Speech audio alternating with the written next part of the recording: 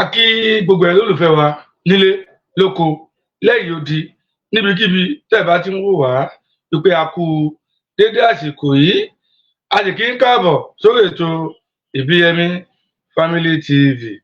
Èmi àbúrò yín náà ni, èmi ọmọ yín, èmi lólùfẹ́ yín ló ń ṣètò lọ́wọ́lọ́wọ́ báyìí. Ọ̀rọ̀ tó ń lọ òní adéwọ́kámú wá etí ìgbọ́ yín. Gbogbo ẹ̀yin ọmọ káàárọ̀ oòjíire nílé lóko àti lẹ́yìn odi, a kú ọjọ́ ajé tòní, àràjé jẹun, ajé òfìlẹ̀ ogun àti ibùgbé o. Ibikíbi tí àti ní tọ́ kọ́bọ̀ Elédùmarè kò ní dí ọ̀nà bẹ̀ fún wa o. Torí pé àbòdí tolókun, àbòdí tọlọ́sà, àpò sàṣàmùrà kì í gbẹ, àpò òní gbẹ o. Elédùmarè yóò túbọ̀ wà pẹ̀lú wa, aláàánú wa, alárànṣe wa, alátìlẹ́yìn wa kò ní fi wálẹ̀ nígbà kọ̀ọ̀kan. Lẹ́ẹ̀kún kí káwọn padà sórí ètò tòní, ètò tó bani lọ́kàn jẹ́ ni. Gẹ́gẹ́ bí wá ti mọ̀ pé orílẹ̀-èdè Nàìjíríà kò sígbà tí ẹ̀dá kan jí lójúmọ́ tí ó wà ní gbọ́ ìròyìn aburú níbẹ̀. Ìròyìn tó ṣẹlẹ̀ tí mo ní kí n mú etí gbọ́ yín, ìròyìn tó jẹ́ pé tẹ́ bá gbọ́ ó báyàn lọ́kàn jẹ́ gan-an ni. Àti gbọ́ ọ̀tọ̀ ní ọ̀rọ̀ tá a sọ lánàá, ọ̀tọ̀ lọ̀rọ̀ tá a jọ ń ṣẹta, òní náà tún ní ọ̀tọ̀ tún ní ọ̀rọ̀ tí a tún fẹ́ sọ tó yẹ kó rí bẹ́ẹ̀. Kò sí ijọ́ kan téèyàn jí kéèyàn gbọ́ ìròyìn gidi nínú wa Nàìjíríà yẹn, kò sí. Ọ̀dọ̀ ìròyìn gidi wà o, àmọ́ àwọn ìjọba tó wà tó ń ṣèjọba lé wa lórí tí wọ́n fẹ́ kí a mọ nǹkan ní ìṣẹ̀lẹ̀, wọ́n fẹ́ káwọn ọmọ ìlú kọ́ mọ nǹkan ní ìṣẹ̀lẹ̀ torí ìbànújẹ́ tó wà ń bẹ̀. Wọ́n fẹ́ káwọn ọmọ ìlú ọmọ ìròyìn gidi tó wà ń bẹ̀ ni wọ́n fi ń ràn àwọn ọmọ ìlú. Àmọ́ nǹkan tí ń ṣẹlẹ̀ sáwọn ọmọ ìlú wọn ò fi ràn wọ́n, wọn ò jẹ́ kí wọ́n gbọ́ nípa ẹ̀, wọ́n dí etí wọn fún ìròyìn burúkú tí ń ṣẹlẹ̀ nílẹ̀ Nàìjíríà. Àmọ́ kẹ́bẹ̀ ti mà wá gẹ́gẹ́ ọmọ káàárọ̀ oòjíire, ẹ mọ̀ wá gẹ́gẹ́ bí agbẹnusọ gbogbo àwọn ọmọ káàárọ̀ oòjíire. Nǹkan tá a bá gbọ́ lórílẹ̀-èdè Nàìjíríà, a ní láti mú wá etí ìgbọ́ yín, kẹ́ ẹ gbọ́ bí ṣe ń lọ, kẹ́ ẹ gbọ́ bí ṣe ń lọ. À ń sọ fún yín, à ń pariwo fún yín, ẹ ń sọ pé ẹnu wa ń rùn, ẹ ń sọ pé kí là ń sọ gan-an, nígbà kan tá à ń sọ ẹ fẹ́ gbọ́, tó jẹ́ pé òdodo ọ̀rọ̀ òun là ń sọ fún yín. Ìròyìn tó báyìí lọ́kàn jẹ́ tí ó dùn mọ́ nínú òun là mú wá etí ìgbọ́ yín lójoojúmọ́. Gbogbo àwọn káàárọ̀ oòjíire ilé lóko àti lẹ́yìn odi, ṣé kò wá dáa káwọn olùpìwàdà pẹ̀lú gbogbo táwọn fojú rí lórílẹ̀ Nàìjíríà? Ṣé kò dáa ká pa ọ̀dọ̀fínú wa papọ̀ kí a jọ jà fún self-determination? Ṣé bá ti ń gbọ́ èèyàn burúkú lórílẹ̀ Nàìjíríà sọ́tẹ́ wa lọ́rùn ni? Ọjọ́ làwọn ti gbélé ìdá àníṣe gbogbo ẹni tẹ́ bá ìdá àgbọ̀n wa lórí ètò ẹ fìdílé nǹkan kájọ gbọ́ ìròyìn tó tún ṣẹlẹ̀. Ọní Ọ̀ṣun ló ti ṣẹlẹ̀, Ọní Ọ̀ṣun ni ìṣẹ̀lẹ̀ náà ti ṣẹlẹ̀, ìṣẹ̀lẹ̀ burúkú tí ń bá ẹ lọ́kàn jẹ́ ni. Mo fẹ́ kí a fìdílé nǹkan ní Ọ̀ṣun lókè baálẹ̀ ní ìròyìn náà ti ṣẹlẹ̀. Kò jíjọ́ kan tí ojúmọ́ ilẹ̀ Nàìjíríà ọmọ mọ̀ ká má gbọ́ ìròyìn burúkú nípa orílẹ̀-èdè Nàìjíríà. Ṣé ó dáa? Ṣé ó dáa? Àwa á ti mọ̀ wá gbogbo ìròyìn tó bá dáa, tó bá kù díẹ̀ káàtó, tí àwọn ìjọba Nàìjíríà tí wọ́n fẹ́ kẹ́ ẹ gbọ́, àwa á máa mú wá etí ìgbọ́ yín, á máa dédé ẹ gbọ́. Àwọn ò jẹ́ kí etí yín kò ti sí. Ó wà nù kan tí mo fi mú ìròyìn náà wá fún yín bí ká jọ gbọ́, ká sì pín ọ̀rọ̀ náà kó lọ dáadáa, kó lọ kan àwọn fìkìláńtẹ́, àwọn ọlọ́dẹ, àwọn àmọ̀tẹ́kùn, àwọn àpẹ̀kọ̀yà, kó lọ kàn wọ́n lá, kí wọ́n lè gbé ìgbésẹ̀ lórí ẹ̀. Ó lè jẹ́ pé àkọlé tí mo kọ lórí ètò egbin ọ̀tẹ̀ fàdé ń pa kan lòmíì tún wúwé láàrin àwọn Àgbẹ̀kọ̀yà ni o tó a gbọ́ pé àwọn Àgbẹ̀kọ̀yà kan wà kí wọ́n lè dáàbò mọ́ àpótí ẹ̀rí tó jẹ́ pé wọn ò jà fọ́mọ Yorùbá ìyẹn náà wà nílẹ̀ àmọ́ ìròyìn lè bẹ̀ mú ní kíkọ́ mú wá etí gbogbo wa náà kájọ gbọ́ tábà ti gbọ́ ìròyìn lè tán ìgbà náà àìsàn wà sọ̀rọ̀ lórí ọ̀rọ̀ àwọn Àgbẹ̀kọ̀yà àwọn kan nínú Àgbẹ̀kọ̀yà ní kékeré Àgbẹ̀kọ̀yà o tó àwọn Àgbẹ̀kọ̀yà tó jẹ́ pé wọ́n fi tọkàntọkàn wọ́n fi ń jà fún ilẹ̀ Yorùbá wọ́n wà àmọ́ wọn àmọ́ àwọn eléyìí tí wọ́n ń pàdé àpòpọ̀ mọ́ àpótí ẹ̀rí torí àpótí ẹ̀rí kìí ṣe mẹ́mbà àwọn ọmọ self determination o àpótí ẹ̀rí kìí ṣe mẹ́mbà àwọn ọmọ Sunday Adéníyì Adéyẹmọ o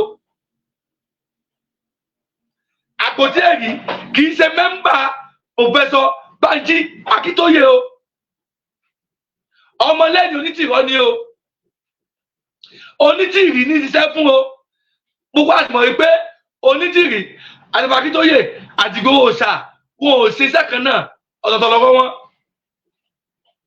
Onítìrọ Democratic Republic of Yorùbá òun lòún dì mú ìyẹn ló pè ní òmìnira 2022 bàbá wa emeritus Professor Banji Akíntóyè àwọn jà fún self determination bàbá wa Sunday Adéníyì Adéyẹmọ Yorùbá nation òun là ń gbé dání ọ̀tọ̀ọ̀tọ̀ wà ń bẹ̀ ọ̀tọ̀ọ̀tọ̀ ẹ̀mẹ̀ká dàpọ̀ gbogbo ẹ̀yin Àgbẹ̀kọ̀yà tẹ́ ẹ lọ sọ̀rọ̀ kọ́rọ̀ tí ó yẹ kẹ́ ẹ sọ lórí péèjì àpótí ẹ̀rí tẹ́ ẹ sọ wípé tí ìjọba bá parí ó bá fún yín láṣẹ ẹ máa àtàkì àwọn tí ń jà fún self determination dájúdájú ẹ jà fún orílẹ̀-èdè Yorùbá o ẹ wá ìlọsíwájú fún orílẹ̀-èdè Yorùbá o ìyẹn kọ́ ni mo mú ètò ẹlẹ́sìn kọ́kọ́ mú èyí tí mo mú ètò yẹn kọ́ play fún gbogbo èèyàn ká gbọ́ ná ká tó wá bẹ̀rẹ̀ sí sọ̀rọ̀ nípa àwọn Àgbẹ̀kọ̀yà sẹ́ni gbọ́ gbogbo ẹni bá lè darapọ̀ mọ́ wa ẹ bá wa pín ọ̀rọ̀ yìí kọ́ lọ káwọn èèyàn wa kó lè bá gbọ́ ìṣẹ̀lẹ̀ tí ń ṣẹlẹ̀ ní Uni Ọ̀ṣun ní Òkè Baálẹ̀ lọ́yọ̀ state nìbàdàn kó lè gbọ́ ìròyìn yẹn tí wọ́n lè bá gbé ìgbésẹ̀ lé lórí ṣé ẹ ti gbọ́ ẹ jẹ́ ká play ìròyìn náà lórí àfẹ́ kí ètò náà àfẹ́ kó pọ̀ àfẹ́ kó gùn jù ṣókí òun la fi ṣe.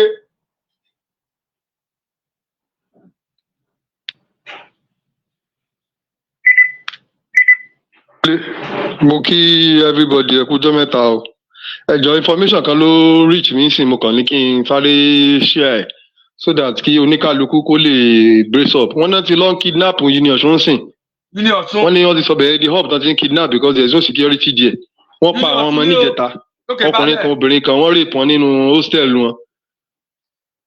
ẹ̀yin wa tẹ́ ń wà nílé tẹ́ ń gbọ́ wa tẹ́ ń gbọ́ dáadáa tó clear Uni Ọ̀ṣun lókè Baálẹ̀ òun ni wọ́n ti ń tẹ́sẹ̀ yẹn wo ẹ lè bá a pé ètò ìkọlọ dáadáa kọlọ kẹ ogun àwọn security àwọn àgbẹ̀ Kọ̀yà àtàwọn ọlọ́dẹ àtàwọn vigilante pátápátá kọlọ kàn wọn lá kó ètò lè bá SQ àwọn tí wọ́n ń dà láàmú ní Uni Ọ̀ṣun lókè Baálẹ̀.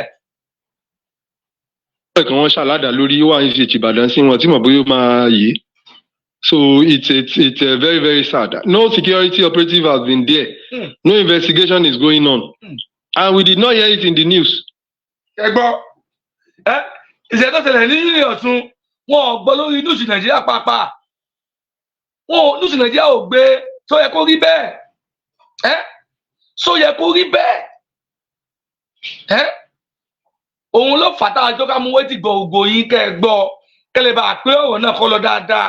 Kó lọ ka àwọn tí ó ètè lọ rescue àwọn èèyàn wa tí wọ́n ń dà láàmú níbẹ̀ òun là á fi mú wáyé tí gbọ́ yìí o gbogbo ẹni tẹ́ bá ṣe olùpàdé fídíò tí mo ń ṣe lọ́wọ́lọ́wọ́ báyìí abẹ́yìn ni àwọ̀ yìí ni ẹ bá wa pín ẹ bá wa tẹ̀lé ẹ bá wa tẹ̀ lọ́ọ̀ kó lọ ka gbogbo àwọn èèyàn tí wọ́n ń ṣìkì Ọ̀yọ́ bóyá àwọn Àmọ̀tẹ́kùn ni o bóyá àwọn ọlọ́dẹ ni o bóyá Àgbẹ̀kọ̀yà ni o gbogbo àwọn security tó jẹ́ pé ilẹ̀ Yorùbá ni wọ́n ń jà fún kóòtù ló bá rescue wọn kẹ́ ẹ ti gbọ́ ẹ jẹ́ ká mọ̀ gbọ́ lọ ẹ ṣe gan ni ògbẹ́dẹ́ dàpọ̀ mọ́ wa. bàbá yìí ẹ̀dẹ̀ mọ̀ pé bẹ́ẹ̀ yẹn súnmọ́ nínú gbó gan àmọ́ bóyá àwọn bandit ló ti débẹ̀ yẹn sì ti lọ ṣọṣẹ́ because kò sí investigation kankan tó ń lọ lọ́wọ́ ń sìn ẹ̀dẹ̀ mọ̀ pé àwọn students they are very young they don't know who is bandit and who is not lóru náà attack wọn ẹ jọ̀ọ́ jẹ́ ká share information yìí ò ní uni Ọ̀ṣun níjẹta ló ṣẹlẹ̀ o wọ́n ti pa àwọn students méjì àwọn tó fara pa ti wà ní usage Ìbàdàn ìtẹ́sálàdà lórí wọn ni wọ́n ń wo skull ẹ̀ báyìí ni students láì ṣe pé ọmọ ọ̀tá ló ń jà.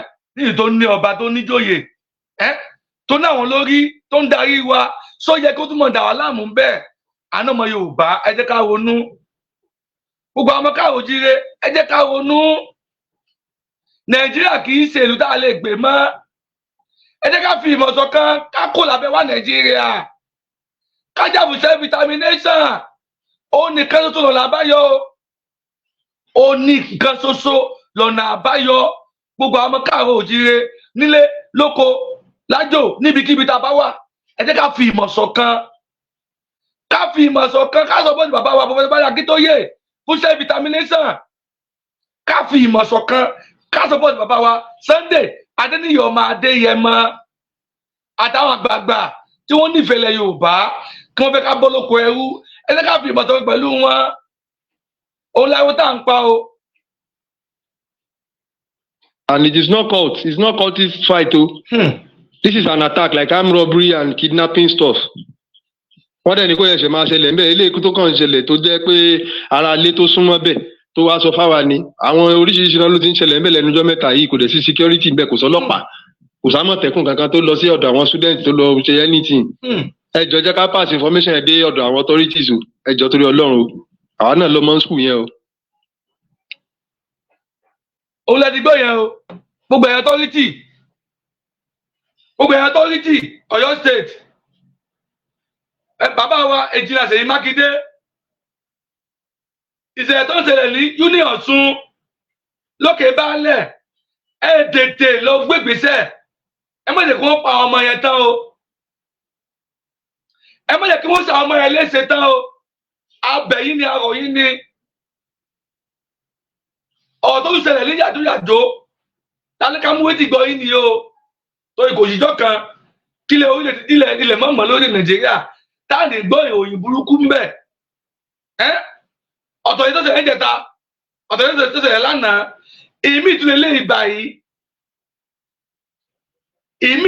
ìgbà yìí kí ló dé kí ló ṣẹlẹ̀ ṣé ìgbà tó wọ́n Pàwà Tàn lẹ̀ Yorùbá ni kẹ́ tó mọ̀ lọ́rùn ni ṣé ìgbà tó wọ́n Pàwà Wón Tàn lẹ̀ Yorùbá kẹ́ tó mọ̀ lọ́rùn ni ẹ̀yìn tó bá àwa lẹ jẹ gómìnà lè lórí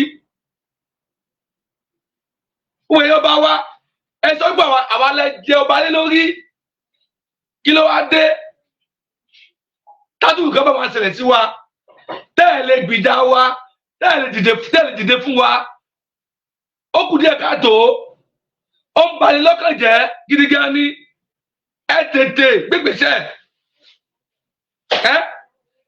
ẹ tètè gbé ìgbésẹ̀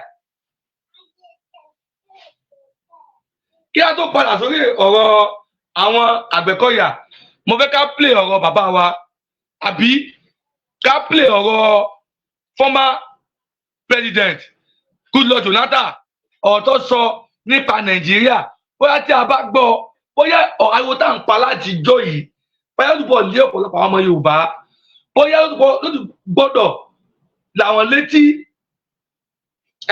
ló láwọn létí wọ́n mọ̀ ìpín nǹkan tá à ń sọ òdodo ni Nàìjíríà kì í ṣe nation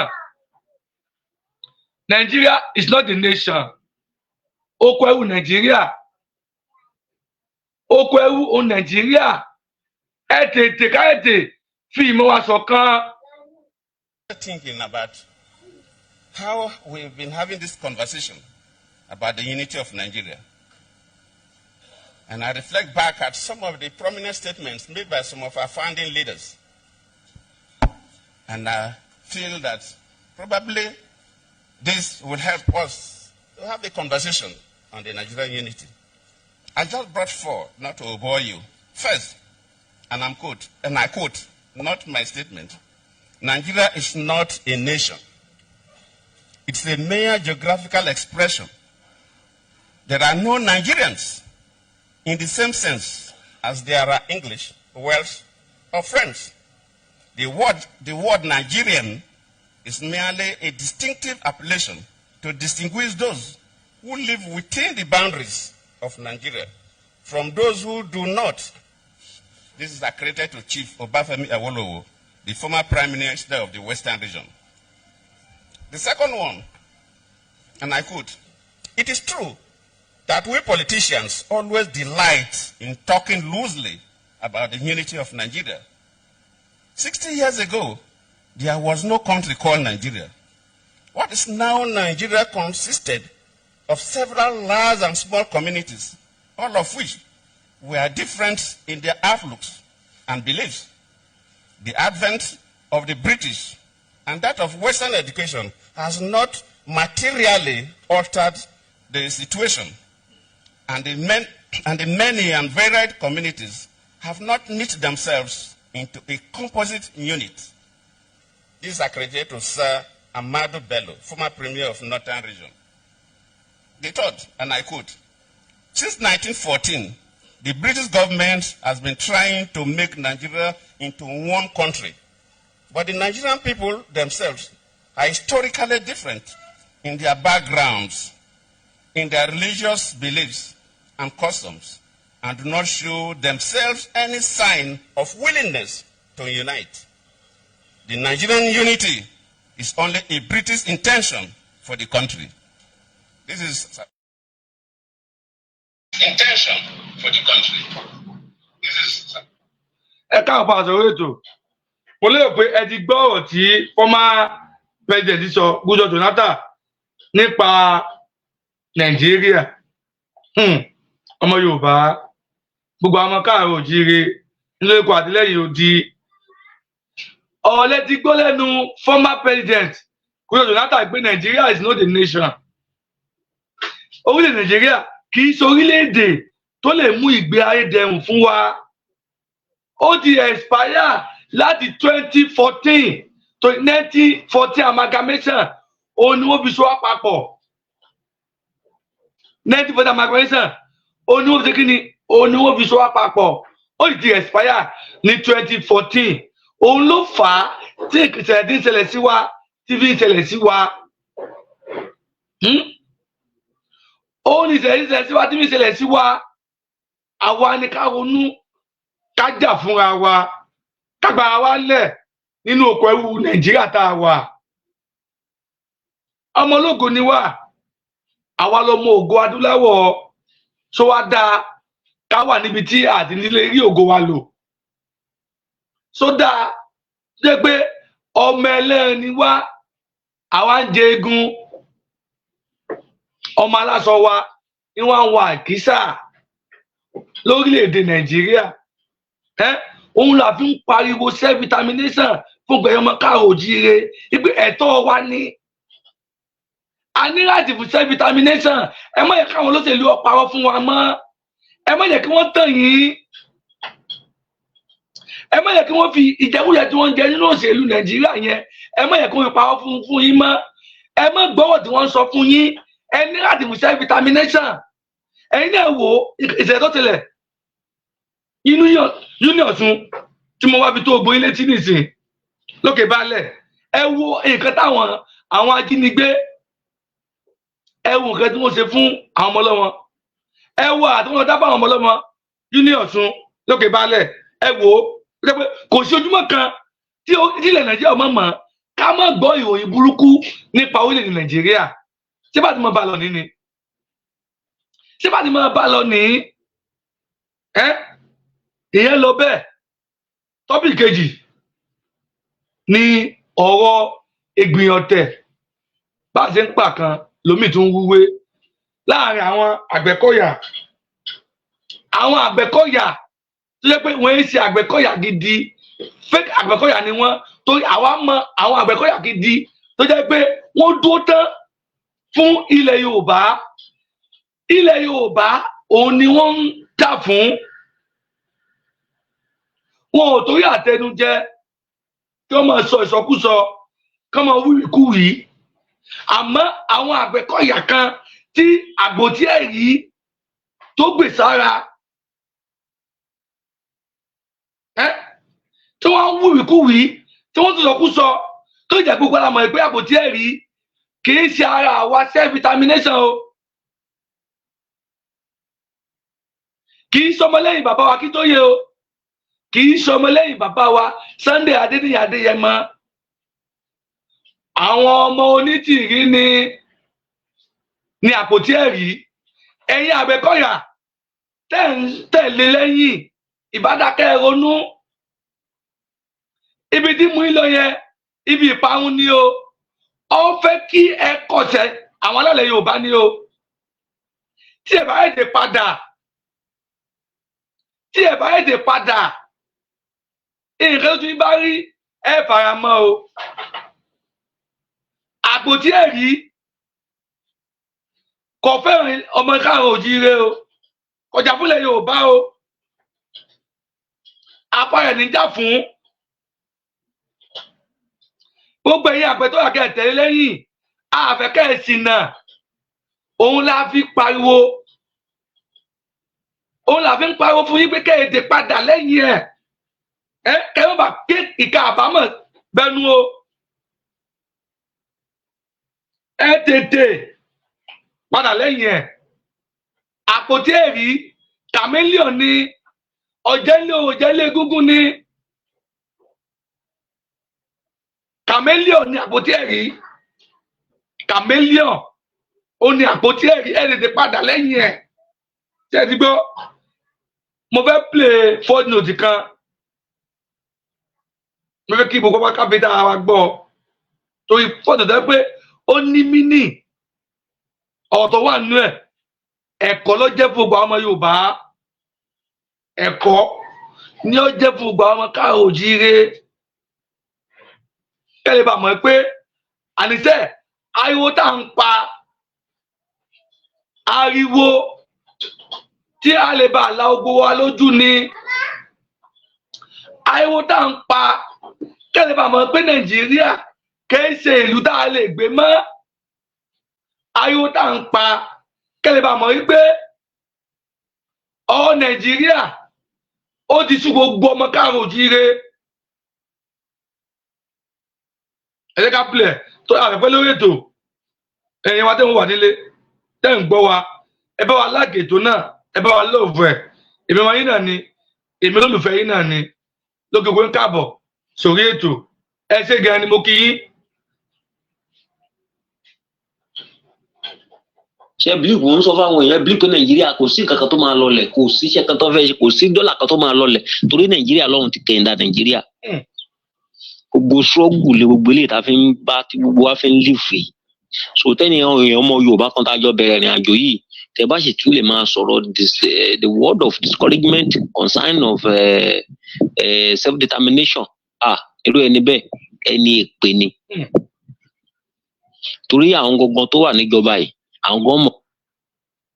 So àmú yín débẹ̀ ẹ wà lọ ṣe iṣẹ́ yẹn, ẹ wà ṣe ẹ kọ́ àwọn Àgbẹ̀kọ̀yà ẹ̀pá Àgbẹ̀kọ̀yà ń sì wọ́n Nàìjíríà ní ẹ̀yin náà dẹ̀ ń fẹ́ ààbò kẹ̀kẹ́ ká lọ níbi tí bóyá ohun tí Buhari tó fi campaign báàrí bóyá Tinubu òun náà kọ́ ni Tinubu fi campaign bóyá ń ṣe ló wọ́ọ̀sì sí bóyá ń ṣe ló da nígbà tí ó di pé Buhari débẹ̀ tí Buhari dẹ̀ débẹ̀ tí gbogbo ẹ̀ dẹ̀ dúdúró ti náà ṣebí the same thing yẹn àrèpọ̀ 15 naira ìbámu yẹn táwọn àrèpọ̀ nísìn ṣé Buhari ò fi epo kò fi campaign fún wa Tinubu ò fi epo campaign fún wa epo máa wálẹ̀ kíní kan máa ṣe kíní kan máa ṣe máa dìbò máa wọlé so ṣebí gbogbo ẹ̀ náà fi campaign fún wa ó ti ń bọ́lá jásí nísìn ń bọ́lá jásí. Ṣé bílíìfù ń sọ fáwọn èèyàn bílíìfù pé Nàìjíríà kò sí nǹkan kan tó máa lọlẹ̀, kò sí iṣẹ́ kan tó fẹ́ ṣe, kò sí dọ́là kan tó máa lọlẹ̀ torí Nàìjíríà lọ́run ti kẹ̀yìndà Nàìjíríà. Gbogbo ṣọ́ọ̀gù lé gbogbo eléyìí tá a fi ń bá tí gbogbo wa fi ń lífèé. So tẹ́ni èèyàn ọmọ Yorùbá kan tá a jọ bẹ̀rẹ̀ ìrìn àjò yìí tẹ́ bá sì tún lè máa sọ̀rọ̀ the word of discouragement concern of self determination irú ẹni bẹ́ẹ̀ ẹni èpè ni. Torí àwọn gangan tó wà níjọba yìí àwọn gan mọ̀ pé solution wà ní self determination. torí gbogbo ọ̀rọ̀ tí wọ́n ti ń rí tí wọ́n fi ń bọ́ Nàìjíríà yìí ilẹ̀ Yorùbá náà ti ń rí ilẹ̀ Yorùbá náà ti ń rí gbogbo ọ̀rọ̀ tí wọ́n fi ń bọ́ Nàìjíríà ilẹ̀ Yorùbá náà ti ń rí ẹ sọ fún mi. So local government yí ẹ̀tọ́ create local government tilẹ̀ Yorùbá òun ni ò increase ti now gbogbo ibi tó ń dẹ̀ ti mú gbogbo ọ̀rọ̀ yìí kí ló fà á táwọn northerners sọ pé kò sí ohun tó ń jẹ́ pípé ṣùgbọ́n wọ́n mọ̀ pé àwa làwọn ń jẹ ni nọ́tì gbogbo iléeṣẹ́ ìjọba l'Ábùjá ní Màdúgùrí ní everywhere lọ síbẹ̀ yìí báwọn Fúlàní Haúsá ní city Tinubu tiẹ̀ tún débẹ̀ yìí àtúrò epo tó ń try láti jẹ́ pé àwọn lọ́gàá the population àwọn tó ṣe pọ̀jù náà ń ṣe ẹ̀ṣọ́jà náà yẹ báwọn àbẹ́wé àwọn ńlá peter wé náà so à ń sọ̀rọ̀ ohun tó yẹ kó lè mú kílé ayé kí wọn wa kó márùn kílé ayé wa kó lè gbádùn ẹ̀yin sọ nǹkan míì because of money àbí so Ọlọ́run nìkan ló máa gbà wá àwọn aráàlú òyìnbó wọn ò rí títẹ nìkan lẹ́yìn àwọn medians nìkan. ọmọ Yorùbá mo lérò pé ọ̀lẹ́ ti gbọ́ yìí o ètò náà kò ní jù báyìí lọ gbogbo àwọn tí a bá ṣe olùpàdé fídíò tí mo ṣe lọ́wọ́lọ́wọ́ báyìí mo bẹ̀ yín mo wọ̀ ẹ bá a pín kọ́ lọ dáadáa torí ọ̀rọ̀ tó wà ń bẹ̀ ó ṣe pàtàkì ó ṣe kókó àwọn ọmọ Yorùbá ní láti gbọ́ ọmọ Yorùbá ó ní láti gbọ́ ọ̀rọ̀ yẹn ọ̀rọ̀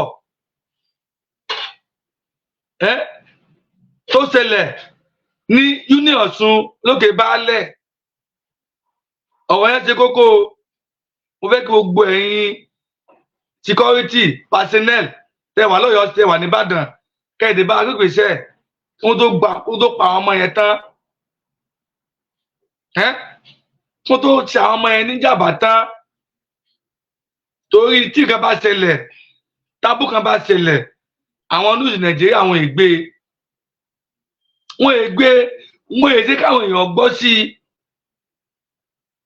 òun ló fàtà àtọ́ pé tẹ̀ gbogbo ìròyìn tá a bá ti gbọ́ tó bá kù díẹ̀ káàtó àwa á mọ̀ ọ́n mú wa etí ìgbọ́ yín òun ló fàtà mílẹ̀ ìwé ti gbọ́ yín ṣe ti gbọ́ ẹ bá wa pín kọ́lọ́ dáadáa kọ́lọ́ fà ètò náà kò ní jù báyìí lọ orí tẹ̀fí ń wo ojú náà ní fọ́ o bẹ́ẹ̀ ni tẹ̀fí ń gbọ́ wa etí náà ní di ọwọ́ tẹ̀fí bá wa láìkè ètò náà tẹ̀fí bá wa pín ètò ìjọ́fin lọ dáadáa ẹni fọwọ́ náà gbọ́mọ sí àwa láàmú wa bẹ́ẹ̀ sì ni ẹ̀yin náà láàmú bá lágbára Elédùmarè ẹ ṣé gan ni.